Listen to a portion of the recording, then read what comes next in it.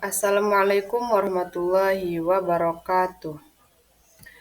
Halo, saya mahasiswa dari Universitas Nahdlatul Ulama Nusa Tenggara Barat, Fakultas Pendidikan dengan Prodi Pendidikan Sosiologi. Adapun video ini dibuat untuk menyelesaikan salah satu tugas dalam mata kuliah Teori Sosiologi dengan dosen Lalu Didi Apriawan, SOS MA.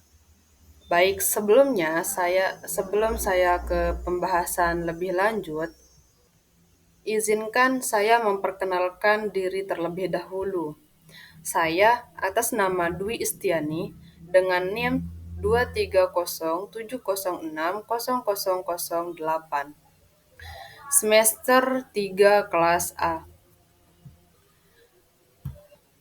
Baiklah, untuk mempersingkat waktu, saya akan mempresentasikan materi dengan judul Teori Sosiologi Auguste Comte. Auguste Comte ialah seorang filsuf asal Prancis yang hidup pada abad ke-19. Ia merupakan tokoh yang sangat berpengaruh dalam dunia pemikiran sosial dan filsafat, yaitu dikenal sebagai Bapak Positivisme, yang dimana sebuah aliran pemikiran yang mengedepankan metode ilmiah dan pengamatan empiris sebagai dasar pengetahuan manusia yang digunakan oleh akademisi saat ini. Comte juga merupakan tokoh yang pertama menciptakan istilah sosiologi, sehingga ia mendapat julukan sebagai Bapak Sosiologi Dunia. Meski ada beberapa orang yang beranggapan lain, misalnya seperti Erikson, yang mengatakan bahwa yang lebih tepat menjadi sumber awal sosiologi itu adalah Adam Smith atau kaum moralis Scottish pada umumnya. Dalam pandangan Comte, positivisme adalah filosofi yang menekankan bahwa pengetahuan yang sah itu hanya dapat diperoleh melalui pengamatan objektif dan analisis data empiris, bukan melalui spekulasi atau aksioma. Sedikit biografi mengenai Auguste Comte ialah ia mempunyai nama lain atau nama panjang Isidore Marie Auguste François Xavier Comte, yang dimana ia itu lahir bertepatan di Montpellier, Prancis pada tanggal 17 Januari tahun 1798, yang dimana ia itu berasal dari keluarga kelas menengah. Ia adalah anak seorang pegawai kerajaan dan penganut agama Katolik yang soleh. Auguste Comte itu memulai pendidikannya di Montpellier, kota kelahirannya. Setelah itu, ia melanjutkan studinya di École Polytechnique di Paris. Sekolah ini terkenal dengan kesetiaannya pada gagasan republik dan filosofi proses. Pada tahun 1816, Politeknik ini ditutup untuk reorganisasi, tetapi karena ada alasan politik, maka Auguste Comte itu harus meninggalkan sekolah ini dan melanjutkan studinya di bidang kedokteran di Montpellier. Pada slide ini, Auguste Comte dengan Saint-Simon itu memiliki hubungan yang sangat erat, yang dimana pada awalnya ia menjadi murid dan sekretaris Saint-Simon, yaitu di bawah bimbingan Saint-Simon. Akan tetapi, kemudian Comte ini memisahkan diri ketika dia menerbitkan beberapa karyanya. Kemudian pada saat itu Comte mulai tertarik pada ilmu sosial dan memutuskan untuk mengabdikan hidupnya untuk memenuhi dan memperbaiki masyarakat. Yang dimana masyarakat pada saat itu dihadapkan pada ketidakstabilan sosial. Perkembangan teknologi menciptakan tantangan baru yang dimana pada saat itu sulit banget untuk beradaptasi oleh banyak orang. Kemudian pertumbuhan kota yang sangat disertai dengan kemiskinan dan penyakit dan masalah-masalah sosial lainnya. Sehingga dari permasalahan tersebut itu mereka bekerja sama dalam mengembangkan ide mengenai reorganisasi sosial. Walaupun mereka dekat, akan tetapi mereka itu kemudian memiliki perbedaan pandangan soal sudut pandang yang dimana Comte ini lebih menekankan pada metode ilmiah dalam mempelajari masyarakat, Sedangkan Saint-Simon ini lebih tertarik pada reformasi sosial yang bersifat praktis. Adapun karya-karya yang dimiliki oleh Auguste Comte ini terdiri dari 6 jilid dengan judul The Course of Positive Philosophy pada tahun 1830 sampai dengan 1842. Dalam buku ini didasari akan kekhawatirannya akan kacaunya masyarakat sehingga mereka itu membutuhkan suatu metode untuk mencapai keteraturan sosial. Lalu Comte ini menemukan itu dalam gejala-gejala ilmu pengetahuan dan kaitan antara semua ilmu tersebut. Maka buku ini pun menjadi dasar bagi aliran positivisme. Karya yang kedua yang dimiliki oleh Auguste Comte ialah System of Positive Politics, yang dimana pada karyanya ini menjelaskan tentang agama humanitas. Adapun latar belakang pembuatan karya besar keduanya itu dipengaruhi oleh pujaan hatinya, yaitu Clotilde de Vaux yang sangat membekas dalam jiwanya.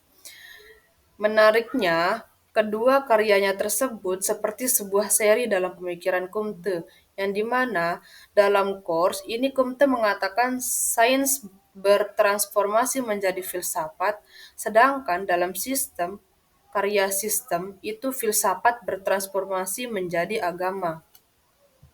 Baik, kita beralih ke teori-teori yang dimiliki oleh Auguste Comte, yaitu mengenai hukum tiga tahap atau Law of Three Steps.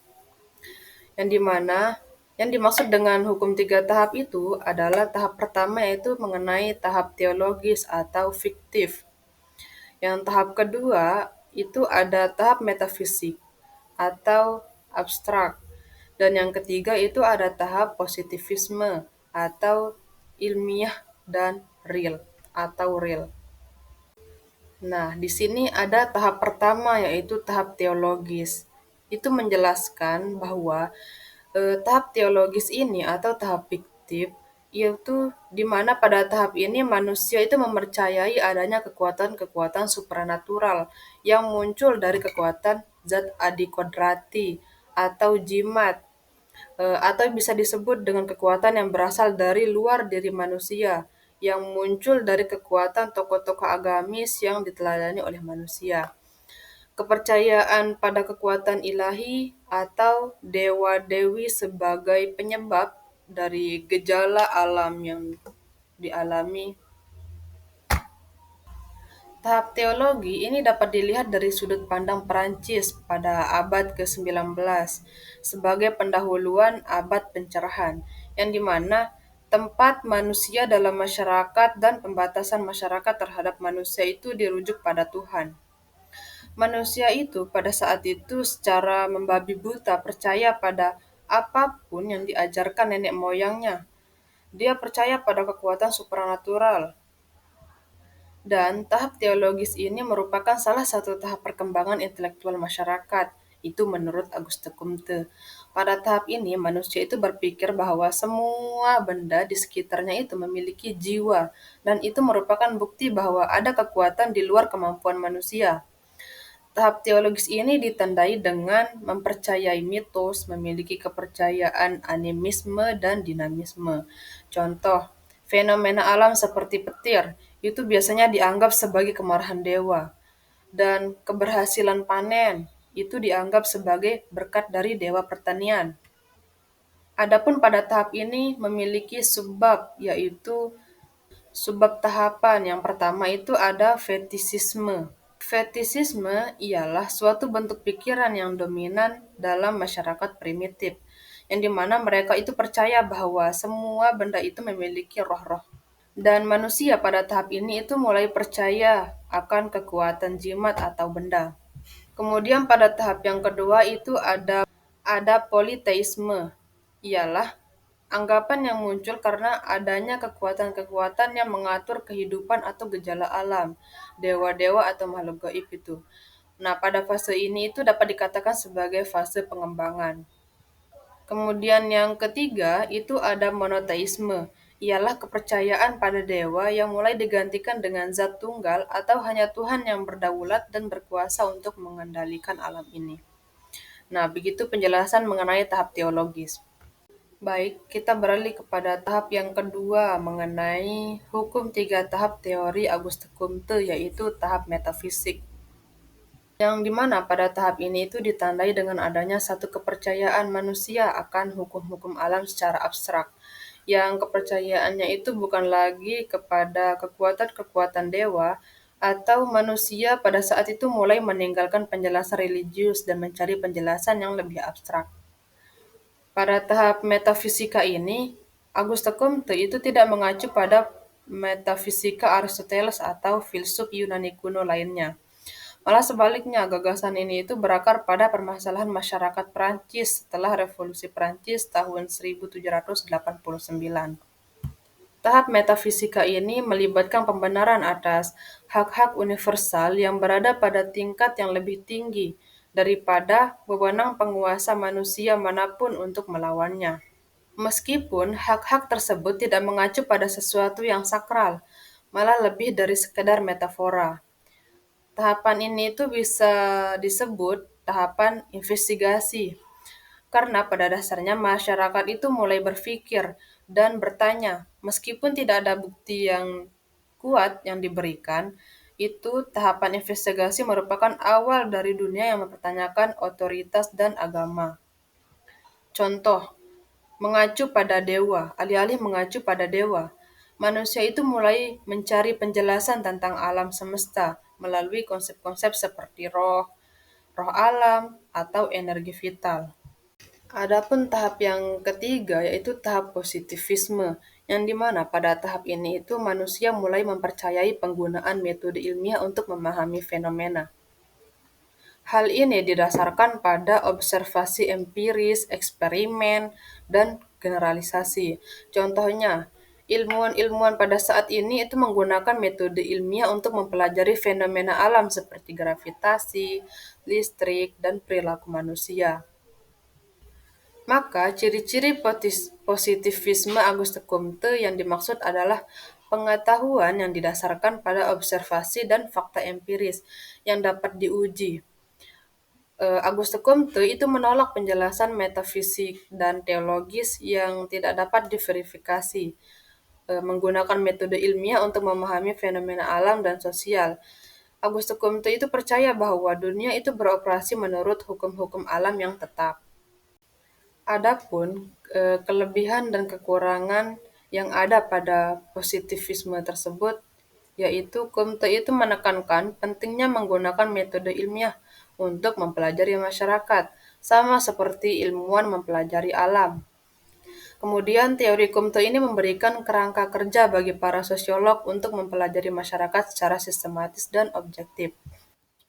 Kelebihan yang ketiga yaitu Comte ini memiliki pandangan yang optimis tentang kemajuan manusia melalui penerapan ilmu pengetahuan. Adapun kekurangan yang dimiliki oleh positivisme ini, yang pertama itu mengenai teori ini terlalu menyederhanakan kompleksitas perkembangan pemikiran manusia. Yang kedua itu teori ini sering dianggap memiliki bias eurocentris karena mengasumsikan bahwa perkembangan barat merupakan model universal untuk semua masyarakat. Nah, maksudnya di sini itu teori ini dianggap terlalu mementingkan cara berpikir orang Eropa. Teori ini itu seakan-akan mengatakan bahwa cara orang Eropa berkembang adalah cara yang paling benar dan harus diikuti oleh semua orang di dunia. Padahal setiap budaya punya cara berkembang yang berbeda-beda. Sehingga Auguste Comte ini terlalu menekankan pada aspek rasional dan ilmiah, sehingga mengabaikan aspek non-rasional seperti agama, seni, dan nilai-nilai budaya yang juga berperan penting dalam membentuk masyarakat. Nah, intinya Auguste Comte ini percaya bahwa manusia itu akan terus berkembang menuju tahap di mana segala sesuatu itu dapat dijelaskan secara ilmiah. Sekian pembahasan saya mengenai teori Auguste Comte, hukum tiga tahap. Terima kasih sudah bertahan sampai akhir. kalian memang penonton yang setia. Assalamualaikum warahmatullahi wabarakatuh.